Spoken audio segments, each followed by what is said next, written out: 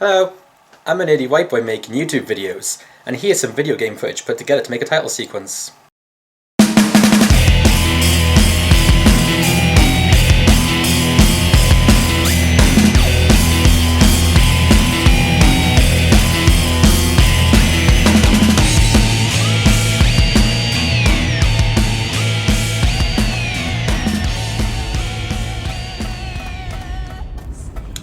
Thrilling. Do you know what? I bloody love Pokémon, and seeing as it's the second biggest game selling franchise of all time after Mario, a lot of people like it too. And it's really easy to see why. You and your friends collect and compete with each other, the games are easy to pick up, but there's also a lot of really hardcore mechanics as well. And the main series is built upon these mechanics game after game. You know, there's lots of cross-generational appeal as well. There's loads of cutesy stuff for the kids, but a load of really dark undertones as well. It's great. There's been an insane amount of games over the last nearly 20 years. Next year alone we've got Pokémon Tournament, which is an odd yet exciting combination of Pokémon and Tekken. There's Pokémon Go, the newly announced smartphone app, which could either be the biggest thing the franchise has seen in years, or an epic fail. We don't know yet, but it's got all my Facebook friends who haven't touched a Pokémon game since Gen 1 talking about it, so it's off to a good start. There's also Pokémon Z. Pokémon Z, yeah. Catch the Pokémon Z. Which has not been announced yet, but it's basically happening. And there's also a new Mystery Dungeon game coming out this year, which is cool if you're into that sort of thing. So yeah, lots of good stuff on the horizon, but as fans, we always like to dream of what could be, and then make list articles and YouTube videos about our nerdy wet dreams. So, this is my list of the top 5 Pokemon games that I want to see. And obviously the one entry per franchise rule doesn't appeal. Number 5, Pokémon Conquest 2. Before last year's bonkers mashup Hyrule Warriors, Nintendo and Tecmo Koei teamed up to cross over their Pokémon franchise with the strategy RPG series Nobunaga's Ambition. It's been a clever move on Nintendo to experiment with their IPs, and Pokémon really is a perfect franchise for that. So Pokémon Conquest was released in 2012 on the DS, and it was a pretty solid game and a pretty solid seller. With the explosion of Fire Emblem in popularity, I feel like a Conquest sequel would have a much bigger chance of being a massive hit. And as far as the game's concerned, you'd only need to really speed up the game and smooth out the micromanaging to improve it. However, if I were Nintendo and Tecmo Koei, I wouldn't risk rehashing the feudal Japan era, and instead move things to perhaps China in a certain Three Kingdoms era. Could you imagine Zhang He from Dynasty Warriors with his team of Butterfly Pokemon?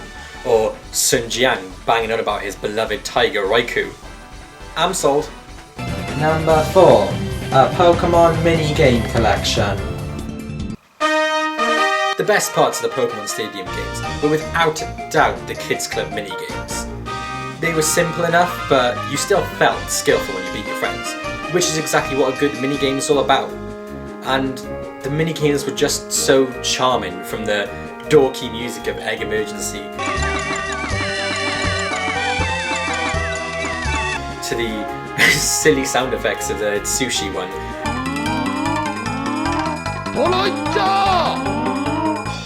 To just everything about Clefairy says.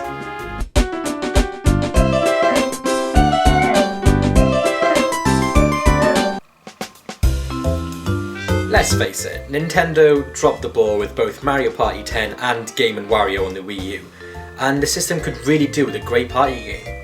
So bring back all the old Pokemon Stadium minigames, give us a bunch of new ones at the same level of quality that you can just play with any controller and not faff around with the gamepad and this and that, and we'll all be happy.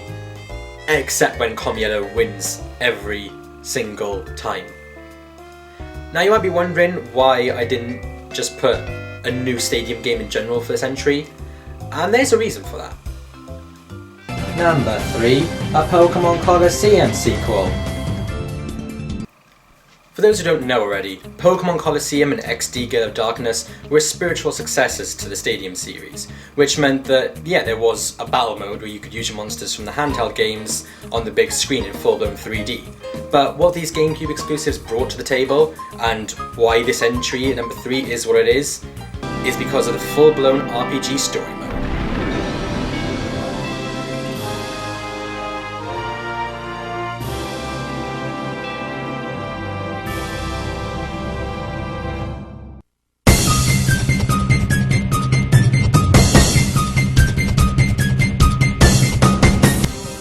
Okay, sure, the main series is in 3D now, but the desert region of Ore really benefited from the power of a home console.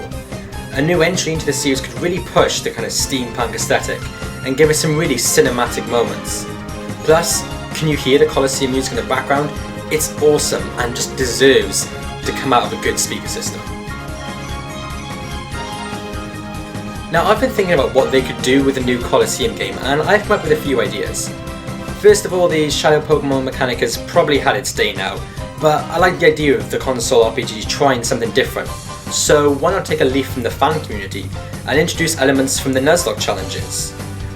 Okay, Nintendo wouldn't let Pokemon die in battle, but perhaps a wager mechanic where you had to give up defeated Pokemon could work? An option at the beginning of the game to add a randomizer would make everyone's playthrough that much more different as well. The appeal of the Colosseum games to me has always been about working with a very limited range of Pokemon, and ones that you may not normally use, which lines up with the whole thinking behind the Nuzlocke challenges. A few other ideas I've had are a wider range of character customization than X and Y, with tons of steampunk outfit options, more edgy 3D models for the Pokemon. Think the washed out colours of the characters in Halloween Town and Kingdom Hearts 2, and give the models more pointy teeth and sharper blades and a little bit of rusting on the steel Pokemon, that sort of thing. Proper steampunky. Another random and perhaps unpopular idea is vehicle chase sections, but obviously riding your Pokemon instead of a Jeep with a gun turret. Bit of a cliched mechanic, yes, but it's something you can pull off in a console game. And having a Pokemon console game would allow you to do those things that you can do in your Uncharted and your Assassin's Creed and whatnot. You know, mix it up a little bit. If you made a story about some previously event-only legendary Pokemon, Primal Reversion Genesect for example, and chuck in some new Megas, you would probably have one of the Wii U's best-selling games straight away. Get on it, Nintendo. Get on it. Number 2 remakes of Pokemon Red and Blue. Again. Okay, I know this is the last thing a lot of people want for the franchise, but hear me out, okay? Sure, we're most likely getting Pokemon Z next year. Pokemon Z. But 2016 is the 20th anniversary of the entire franchise. X and Y were marketed really well in that whole Gen 1 nostalgia, and Pokemon Go was revealed in the same way. So why not just go the whole hog and take us back to where it all began? A Red and Blue remake would be a great way to bring people back who haven't touched the series since the originals, and get them to experience the new Pokemon and new mechanics that have been introduced since then. The main story of Oris to me felt stale because although you could use Bang from the get-go, trainers before the 8th gym only used the same Pokemon they did in the originals. With Gen 6 now confirmed as being set in an alternate Mega Evolution universe, Game Freak have given themselves liberties to change the stories of their remakes in big ways. So why not give Mewtwo his armoured form for the anime and factor that into Giovanni and Team Rocket's goals? Give the original bird Pokemon some primal reversions, and for God's sake, give some Mega Evolutions to Pokemon from Gen 5 and Gen 6 who really need it. Game Freak and Nintendo could cherry pick the best bits in the series so far, and make an incredible greatest hits list of features to mark the 20th birthday of Pokemon in an epic way. But having said that, there is one game I want even more. And number 1, Pokemon Snap 2.